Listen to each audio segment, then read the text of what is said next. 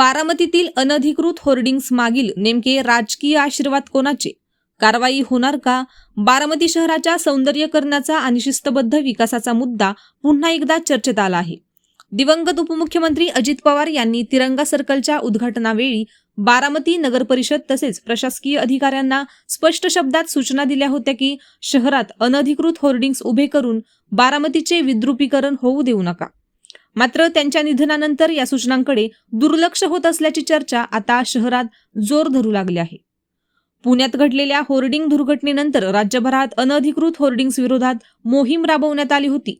त्याच पार्श्वभूमीवर बारामती नगरपालिकेनेही शहरातील अनेक बेकायदेशीर होर्डिंग्स आणि स्ट्रक्चर हटवण्याची कारवाई केली होती. त्यावेळी शहरातील प्रमुख चौक, रस्ते आणि व्यापारी भागांमधील मोठमोठी जाहिरात फलक हटवण्यात आल्याने बारामतीचे सौंदर्य जपण्याचा प्रयत्न होत असल्याचे चित्र निर्माण झाले होते.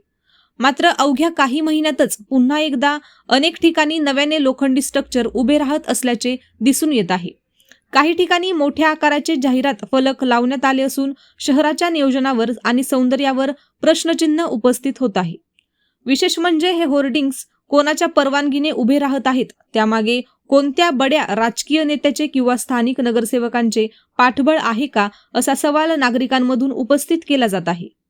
शहरातील सामाजिक कार्यकर्ते आणि नागरिकांचे म्हणणे आहे की बारामती ही नियोजनबद्ध शहर म्हणून ओळखली जाते. त्यामुळे अनधिकृत होर्डिंग्समुळे केवळ शहराचे विद्रुपीकरण होत नाही, तर वाहतूक सुरक्षेलाही धोका निर्माण होऊ शकतो. काही ठिकाणी मोठे फलक रस्त्यांच्या कडेला उभारण्यात आल्याने वाहन चालकांचे लक्ष विचलित होत असल्याची तक्रारही नागरिकांकडून केली जात आहे. दरम्यान दिवंगत उपमुख्यमंत्री अजित पवार यांनी स्वतः दिलेल्या सूचनांचा विसर प्रशासनाला पडत आहे का, असा प्रश्न आता उपस्थित होऊ लागला आहे. शहराच्या सौंदर्यीकरणासाठी लाखो रुपये खर्च केले जात असताना दुसऱ्या बाजूला अनधिकृत होर्डिंग्सना पुन्हा खतपाणी घातले जात असल्याने नागरिकांमध्ये नाराजी व्यक्त होत आहे. आता बारामती नगर परिषद आणि संबंधित प्रशासन या प्रकरणाकडे गांभीर्याने लक्ष देणार का? तसेच अनधिकृत होर्डिंग्स मागील नेमके राजकीय आशीर्वाद कोणाचे आहेत, याबाबत कारवाई होणार का, याकडे बारामतीकरांचे लक्ष लागले आहे. ठिकाणी एक पोस्टर लागत नाही, हायकोर्टाचे आदेश आहे. इथं अजित पवारचा वाढदिवस असला पोस्टर लावले तरी लावलेले पोस्टर लगेच जप्त करायचे, जमा करून टाकायचे. अजित पवार पासूनच सुरुवात करा. कुणाचे लाट ठेवू नका. आणि जिथं महत्वाचे आपले ऑथेंटिक बोर्ड आहे, कुणाला लावायचे त्यांना ओळख तिथं लावा. आपलं शहर विद्रुप करू नका.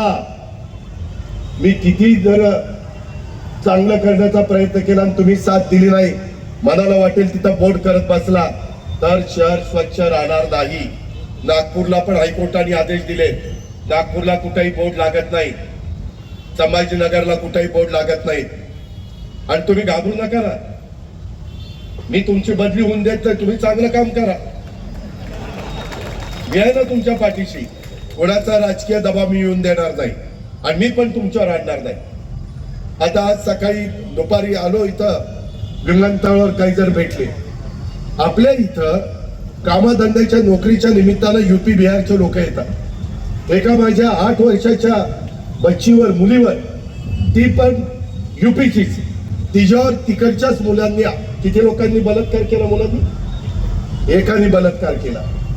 शेवटी बातमी बारामतीची बदनाम होणार. अहो, असल्यांना सोडू नका. मी तर म्हटलं होतं काहींचा तर असं काही बंदोबस्त केला पाहिजे की परत काही त्याच्यामध्ये शिल्लकच राहिलं नाही पाहिजे. असलं करायची जाणतच त्याची नाही राहिली पाहिजे. त्याच्यावर आपण कारवाई त्या ठिकाणी करतोय, पण आपल्या मुलांना, आपल्या मुलींना चांगली शिकवण द्या. कुठेही वेडेवाकडे प्रकार करू नका, कुठेही कायदा हातात घेण्याचा प्रयत्न करू नका. आणि मी सांगतोय, आज स्वातंत्र्य दिनाला कोणाची दहशत मी खपून घेणार नाही.